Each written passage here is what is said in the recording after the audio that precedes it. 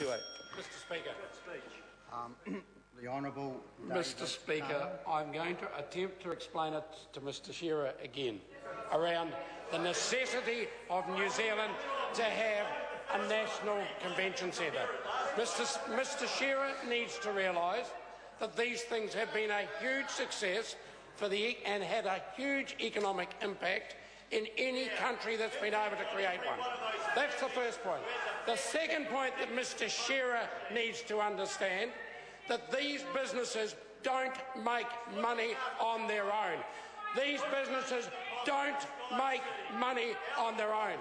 So the government went through a very transparent process, and the Helen Clark aspirant there keeps yelling at me, but the government went through a very transparent process, and the difference between this process, this proposal, and the other four is one was proposing to build the National Convention Centre without expecting the government to pay $350 million.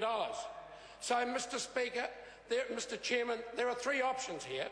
You either decide not to have a National Convention Centre, in which case it costs nobody any money, or you allow the government to build it and put up $350 million.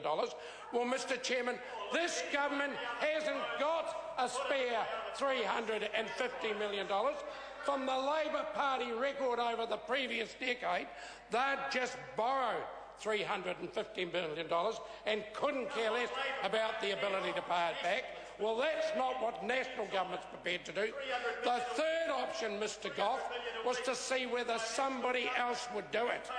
And what we found, of the five proposals, only one was prepared to do it, and it was asking for things like an extension to their current licence. It was asking for an increase in gaming tables.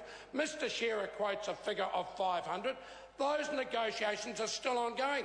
He's making it up, Mr. Farfoy. He's making the figure up. But the important thing for me is this will bring 1,000 new jobs, Mr. Speaker, during its construction. 1,000 new jobs.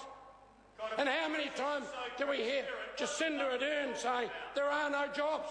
Well, if you don't create economic opportunity, Jacinda Ardern, I know this is hard for you to understand, but if you don't create economic activity, there will not be jobs.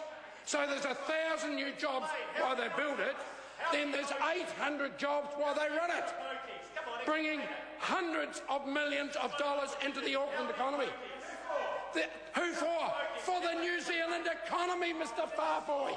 These international visitors will likely travel on Air New Zealand. They'll likely dine out in some of the restaurants in Auckland. They'll likely travel to places like Queenstown, Mr. Farfoy.